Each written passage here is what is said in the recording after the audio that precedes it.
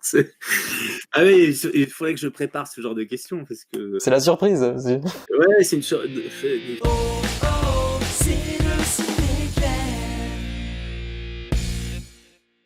Hey, salut à tous, ici Clément pour le Web Toulousain, j'espère que vous allez bien et on se retrouve aujourd'hui pour une toute nouvelle vidéo interview avec un comédien de doublage, Damien Boisseau, que l'on connaît pour être la voix française de l'acteur Matt Damon et même de Edward Norton et même d'autres acteurs. Et qu'est-ce que je fais? Bah je vous mets un extrait, c'est parti. Je suis pas un garçon facile, c'est vrai, faut que j'y aille, on m'attend. Un de ces quatre, Hank. Oh mon Dieu! Mais je le voudrais! J'attends juste! Mon père va tout arranger! Ton père l'avait réparé? Oui, grand-mère. Allez, montre-la-moi. T'as l'air occupé alors? Dans la merde. C'est ce que je vois? Ça n'a pas attaqué les cellules. Toi, t'es celui qui a éventré. Gandalf a dû tuer des centaines de dragons!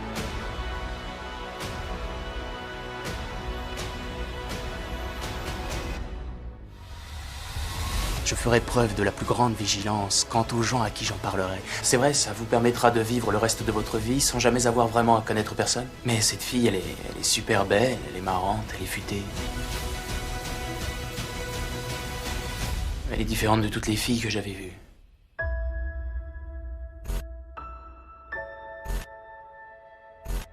Damien Boisseau, bonjour. Bonjour. Merci de répondre à ces quelques questions. Alors toi, t'as une carrière de fou. T'as commencé très très jeune avec tes frères. Qu'est-ce que tu gardes comme souvenir de ta toute première expérience de doublage, tout simplement du monde artistique? Écoute, quand j'étais petit, j'étais assez impressionné par. J'étais Quand j'étais vraiment tout petit, j'en ai pas un souvenir. J'accompagnais en fait. Je crois que c'est comme ça que ça a démarré, c'est que j'ai accompagné mon grand frère sur un plateau, et puis on a dû dire tiens, bah le petit là, il manquait un truc, je sais pas. Enfin, est-ce qu'il pourrait le faire? Donc j'ai dû le faire. Voilà. J'ai un souvenir assez particulier quand j'étais jeune, c'est que ma mère nous accompagnait sur tous les plateaux, et elle, finalement, en fait, elle nous jouait les scènes dans le creux de l'oreille comme ça. Elle nous disait notre texte parce que la rythmo ça passe assez vite quand t'es pas du tout habitué, voilà. Et elle nous donnait, en fait, elle nous prémâchait le travail discrètement. Personne ne l'ait jamais su. Et puis, du coup, ça nous facilitait le travail. Après, quand on se levait, voilà. Moi, mes souvenirs, c'est que j'ai toujours trouvé ça incroyable de voir tous ces adultes qui s'amusaient. Voilà. Les comédiens sont des grands enfants, et moi, avec mes yeux d'enfant, je trouvais ça incroyable de voir ces adultes s'amuser, quoi. Voilà. On te parle souvent de Matt Damon, de Edward Norton, de tous ces acteurs-là, mais quand même, j'ai envie de remonter un petit peu en arrière. On va remonter un peu dans le temps. Il y a le petit Henry Thomas sur E.T. l'extraterrestre. C'est incroyable quand on est en 1982, qu'on est un enfant qui va jouer dans un film de Steven Spielberg. Est-ce qu'on s'en rend compte? Je ne m'en suis pas rendu compte immédiatement, je crois. J'ai fait le film avec grand plaisir. Il était dirigé à l'époque par un monsieur qui s'appelait Michel Gast, qui n'était pas quelqu'un de forcément très facile avec les enfants. Mais non, mais parce que c'est marrant, voilà. Je me souviens d'avoir eu du mal sur certaines scènes. J'ai de grands souvenirs sur les scènes de famille, avec les autres jeunes et tout ça. Et voilà. Et c'est à la suite, après coup, on s'est rendu compte que c'était vraiment un très grand film. Et après, j'ai été contacté à l'époque par des journaux, je me souviens. On m'a, enfin voilà, bon, il y avait tout un truc autour de le film, et était devenu très vite un film mythique et enfin énorme, et voilà. Est-ce que Spielberg t'a pas envoyé des cadeaux quand t'étais gamin? Si. Alors à la suite de ce film, on a eu des. Alors Spielberg, je suis pas sûr que ça soit Spielberg lui-même, mais c'est sa boîte de prod, enfin sa production, enfin la production Spielberg, qui m'a envoyé des. Oh, pas qu'à moi, je pense qu'on était plusieurs à recevoir des choses. J'ai reçu une panoplie des jouets. Enfin, je me souviens, un très beau disque que j'ai toujours, un 33 tours, un micro-sillon 33 tours avec la tête d'E.T. dessinée, et, voilà, des crayons, enfin plein de petites bêtises, quoi. Dans les années 80, il y avait E.T., il y avait les Gremlins, il y avait les Goonies. Il y a un rapport avec ces trois films, c'est que t'es dedans. Ouais. Comment on vit son enfance par rapport à ça? C'est-à-dire que les autres gamins, ils allaient au cinéma, et toi, t'avais cette vie parallèle un petit peu, quoi. Comment t'as su t'organiser avec tout ça? Bon, tu sais, c'est une vie d'enfant, c'était un peu une passion, quoi. J'allais quand même à l'école, hein, et puis de temps en temps, on avait du doublage. C'était pas tant que ça, hein, en fait, hein, ça représente pas. J'étais pas tous les jours sur un plateau de doublage, hein, faut pas exagérer. Non, on allait de temps en temps faire un doublage, et c'était comme c'était vraiment une détente. On y allait avec plaisir. C'était un amusement, quoi. Il y en a qui allaient faire du sport, il y y en a un qui allait au tennis, d'autres qui allaient faire de l'équitation. Moi, j'allais faire un doublage de temps en temps, voilà. Voilà, à l'école, il y avait quelques passionnés de cinéma qui venaient me poser des questions tout le temps, je me souviens très bien. Mais voilà. T'as eu le soutien de tes parents derrière ça? Oui, alors donc ma mère nous accompagnait partout, elle adorait ça. Elle adorait le milieu des comédiens, tout ça.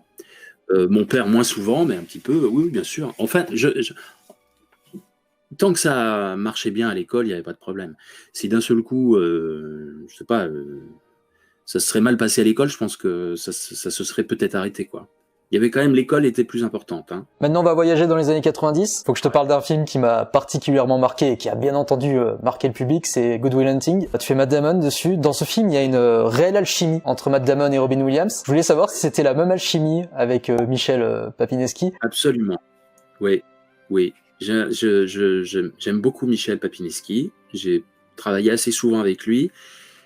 Oui, ça s'est très bien passé. Alors, c'est le premier Matt Damon que j'ai doublé. Ça s'est fait dans une boîte qui n'existe plus aujourd'hui, qui s'appelait Record Film. Ça a été dirigé par un monsieur qui s'appelait Gérard Cohen, qui était un grand monsieur de l'époque. Voilà. Il m'a mis sur ce... Je tiens à lui rendre hommage assez souvent maintenant, parce que il m'a mis sans essai sur 2 acteurs que j'ai gardés par la suite. Donc sans essai, c'est-à-dire directement, il a dit c'est pour Damien. Il m'a donné Matt Damon et il m'a donné Edward Norton. Ouais. Alors, je les ai pas toujours doublés, mais je les ai quand même gardés. Et c'est lui, je me suis dit, il a eu le flair. Et avec Michel, oui, ça s'est très bien passé. Oui. Et Michel j'ai joué au théâtre aussi avec Michel. Il m'a branché sur des coups pour jouer avec lui. Voilà. Et j'ai joué donc au théâtre avec Michel aussi. Michel, si tu passes par là et que tu regardes... Voilà. Je ne sais pas s'il regardera, je ne suis pas sûr que ce soit un professionnel des réseaux sociaux, mais voilà. Moi, je t'écoute comme ça. Effectivement, j'entends cette VF de Edward Norton, cette VF de Will Hunting. Il y a ces graves qui en ressortent. Mais je t'avoue qu'en regardant ta voxographie, il y a un rôle qui m'a surpris. Je me suis dit, c'est pas possible que ça soit Damien Boisseau. C'est Willy Wonka dans Charlie et la chocolaterie. Oui. Alors... Si, ouais, ça. Alors, il faut. Bon, c'est Johnny Depp. Johnny Depp, en fait, je l'ai doublé 4 fois, si je me souviens bien. On a été nombreux à le doubler avant que Bruno Choel devienne de sa voix attitrée. C'est un acteur que je l'ai doublé aussi avec Gérard Cohen, qui me l'a donné sur un. J'ai toujours eu du mal j'ai jamais été. Je ne sais pas pourquoi il m'a toujours fait peur, cet acteur. Donc voilà. Mais dans Charlie et la chocolaterie, on a voulu je me souviens plus si j'ai passé un essai, si peut-être. Et j'étais un peu stressé au début, puis après je me suis détendu et je suis assez. Je pense que c'est un doublage assez réussi. Je suis assez content de Charlie et la chocolaterie. T'as réussi à travestir ta voix. Je sais pas si on peut le dire. On te reconnaît pas du tout. C'est la composition, tu sais. Nous, on est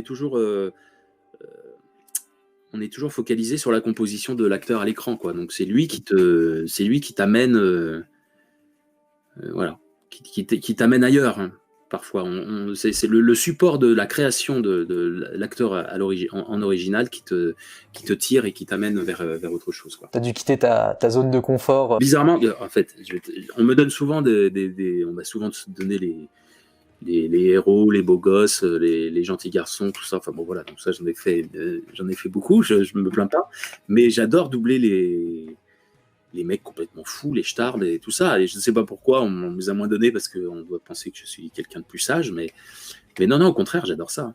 Mais beaucoup d'acteurs adorent ça. Jouer les méchants, jouer les fous. Voilà, ça fait faire autre chose. Tu réponds presque à ma prochaine question qui était est-ce que tu te préfères dans le rôle d'antagoniste ou de protagoniste du coup? Tu préfères le beau gosse ou l'excentrique un peu? Ce qui est agréable, c'est que bon, le beau gosse, non mais c'est sympathique. Puis c'est souvent les rôles principaux, donc c'est cool. Mais non, moi ce que j'aime, c'est c'est d'avoir plein de choses différentes à jouer. Donc voilà. Si t'es cantonné qu'à un seul style de rôle, au bout d'un moment, t'es lassé. T'en as assez. Tous les acteurs te disent ça, que ce soit évidemment en direct quand ils tournent ou en doublage, c'est la même chose, quoi.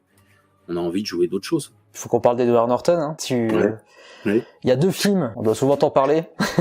Oui, je pense que on va voir si tu me cites les 2 films. Dis-moi. Fight Club. Ouais. American History X. Justement, quand tu faisais le doublage de ces films-là, qui sont devenus des monuments du cinéma pour une génération, pour toute une génération, est-ce que tu t'en rendais compte pendant que tu faisais le doublage, que c'était quelque chose de différent, de grand? Alors écoute, pendant très longtemps, on m'a cité que Fight Club et American History X.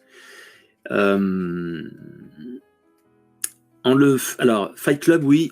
Me rendre compte que c'était un film monument, pas forcément, mais savoir que c'était un film très important, oui, parce que sur le plateau, il y avait vraiment il y avait une grande exigence, il y avait beaucoup de monde le premier jour d'enregistrement. J'en ai déjà parlé dans d'autres interviews. Il y avait beaucoup de tension, il y avait quelque chose. On sentait je sentais qu'on surveillait la qualité de mon travail, ce qui paraît logique, hein. Oui. Et je sentais qu'il y avait beaucoup de pression, quoi. Ça sentait vraiment que c'était vraiment un gros film, quoi. Voilà. Après, c'est un film hallucinant à doubler. Ça a été un grand souvenir. Une fois passé la pression du début, j'ai pris beaucoup de plaisir à doubler ce film. Ouais. Mais je m'en suis pas vraiment rendu compte. Et à American History X, moi, je doublais déjà Norton, donc j'étais assez content. Mais on m'a quand même fait passer des essais sur ce film. J'ai été choisi sur essai et c'est pareil, c'était un film dingue à faire, mais épuisant à faire. Tu prends toujours du plaisir à doubler Norton aujourd'hui? Oui, non, bien sûr. Mais, tu sais, on s'attache à ces acteurs qu'on a doublés sur maintenant, je ne sais pas combien de films j'ai doublé, mais l'autre fois, quelqu'un m'a dit que j'avais doublé, je sais plus, 40 Matt Damon ou un truc comme ça. Ça m'a paru. Je me suis dit, ah bon? Non, peut-être pas 40, mais je sais plus, on m'a sorti un chiffre, je me suis dit, ah vache. Et bah oui, on les connaît bien, tu sais. On connaît. Voilà, donc en plus, on sait qu'on a plaisir à les retrouver, on a plaisir à remettre notre voix dessus, quoi. Voilà. Je suis sûr que je pourrais te sortir un Matt Damon dont tu te souviens plus. Alors c'est possible, alors, vas-y, peut-être, ouais. Tu sais que t'as doublé un Matt Damon dans un film avec Jim Carrey. Alors attention, parce que je les ai pas tous doublés, alors peut-être que c'est un... J'ai vérifié. Non, mais je cherche, parce que c'est bizarre, j'ai l'impression que je les connais pas. Ou alors c'est parce que Jim Carrey était pas vraiment... ou alors, non, tu veux dire avec la voix française de Jim Carrey? Non, il y a Jim Carrey. Mais non, il y a Jim Carrey, oui, bien sûr. Non, c'est Emmanuel Curtil toujours, et il y a Jim Carrey dans le rôle principal. Ah, mais c'est parce que Matt Damon fait une apparition ou un truc comme ça, non? Presque. C'est The Majestic, où à un moment, Matt Damon fait la voix off, et c'est ta voix... Ah oui, il fait une voix off, oui, d'accord, ok. Oui. Non, parce que parfois, il est venu il apparaît dans des films, des courtes apparitions, pour s'amuser, ne serait-ce que dans... Interstellar. Alors, Interstellar, il a quand même un rôle... Ouais, mais c'était surprise. C'était la surprise, ouais. Alors, c'était une telle surprise, à tel point que le directeur de plateau ne savait pas qu'il y avait Matt Damon dans ce film.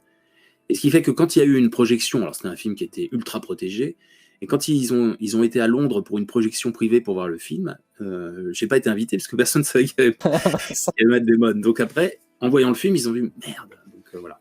C'était tellement bien caché que même le directeur artistique ne savait pas. Est-ce que t'as une anecdote drôle? Un truc qui t'est arrivé, qui t'a fait mourir de rire et que tu peux nous partager?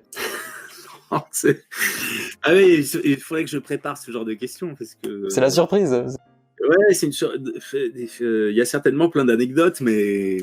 Celle qui te vient comme ça. Quand j'étais enfant, je me souviens très bien, une fois sur un film, je crois, alors c'est marrant parce que la mémoire, le film s'appelait, non mais c'est une anecdote, ça va pas forcément plaire aux gens qui écoutent, mais peu importe, moi ça m'amuse. Je crois que ça s'appelait L'Oiseau Bleu, c'est un très vieux film, je devais avoir je sais pas quel âge, je doublais le petit garçon, et les deux comédiens qui étaient à la barre, qui étaient à l'époque, donc c'est ça, quand je te disais, moi j'étais sidéré de voir ces gens, et il y avait Claude Joseph, je me souviens très bien, c'est un acteur qui est parti maintenant, avec qui j'ai beaucoup travaillé après plus tard quand j'étais ado. Claude Joseph, si tu regardes, tu verras, il a doublé énormément de choses. Et donc il y avait Claude Joseph et un autre acteur, je ne me souviens plus qui, et ils étaient au micro pour enregistrer une scène, et ils se sont mis à dire absolument n'importe quoi d'un seul coup. Parce que le directeur de plateau est parti pour, je sais pas, il dit faites la scène, j'arrive. Et le gars, je me souviens, il frappait à la porte, et je sais pas, il y avait une scène à jouer, et d'un seul coup, il s'est mis à dire n'importe quoi, mais synchrone, si tu veux. Bonjour, avez-vous vu mon dentifrice? Et n'importe quoi, je sais pas, ils ont fait n'importe quoi sur la scène, et c'était hyper drôle, parce que d'abord de voir des hommes de cet âge-là s'amuser comme ça, c'était vraiment drôle. Et donc évidemment, après, quand on a réécouté la scène, c'était très très drôle, et moi qui étais enfant, j'avais vu ça, j'avais trouvé ça... Voilà, très drôle. C'est une anecdote d'enfant. Tu traverses le temps, t'es intemporel. Effectivement, on parlait de E.T., des Goonies, de tout ça. Dans les années 90, les films avec Edward Norton et Matt Damon. Il y a eu Game of Thrones dans les années 2010. Qu'est-ce que ça te fait de savoir que, justement, tu traverses ce qu'on appelle la pop culture, la culture geek un petit peu, et que t'es toujours là, quoi. C'est très flatteur, moi je suis ravi. Non mais comme j'ai commencé très jeune, on pourrait croire que je suis un vieux monsieur, mais pas du tout. Bon, je vieillis, mais ça va, je suis encore... Ouais, non, oui, c'est vrai que ça fait du coup, ça me fait une carrière assez longue. C'est chouette, non, mais moi j'adore. Et ce qui est incroyable, c'est qu'en doublage, la voix, elle va vieillir et tout ça, ça c'est sûr. Tu mûris, tu changes, mais tu peux doubler beaucoup. Je double énormément d'acteurs qui sont beaucoup plus jeunes que moi, en fait. C'est un peu de la triche. On me donne des gens qui sont plus jeunes que moi. Mais tu vois, en fait, il y a toute une tranche d'âge où la voix... tu peux coller autant à quelqu'un de 30 ans que de 55 ans. Enfin, je veux dire, tu vois, voilà. Puis après, après, peut-être que ça change un peu, mais on peut doubler plein de gens qui sont beaucoup plus jeunes que nous. Donc, du coup, on a l'impression de ne jamais vieillir. C'est plutôt agréable. Et tu dois avoir un public sur tes réseaux sociaux qui t'envoie tout leur amour, toute leur nostalgie. Oui, je reçois souvent c'est très agréable. Je reçois des compliments. Des filles ici, oui, voilà. Et puis bon, pas mal de petites questions, ou des gens qui disent j'aime bien ton travail, tout ça. Ouais, je reçois des trucs régulièrement. Dernière question, elle est un peu compliquée aussi, puisque là actuellement c'est pas facile avec ce qui se passe, mais quels sont tes prochains projets, si tu en as? Écoute, on doit terminer là. Il y a une série que je fais qui s'appelle Supernatural, qui a été arrêtée par le confinement, mais qui se termine là, donc que je vais terminer. Voilà. J'ai la chance de doubler un comédien que j'aime bien, qui s'appelle James Marsden, et il n'arrête pas de tourner, c'est plutôt sympa pour moi. Et donc, il est dans une nouvelle série, donc je démarre une nouvelle série avec lui, je suis très content. Et puis moi j'ai des projets théâtre, mais ça, alors là, c'est pour 2021. Et notamment, je suis sur un projet avec Michel Papineski, grâce à Michel Papineski. On en revient.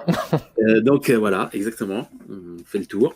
Ça, c'est pour l'été prochain. Voilà. J'espère que d'ici là, on va pouvoir nous laisser jouer au théâtre, je ne sais pas.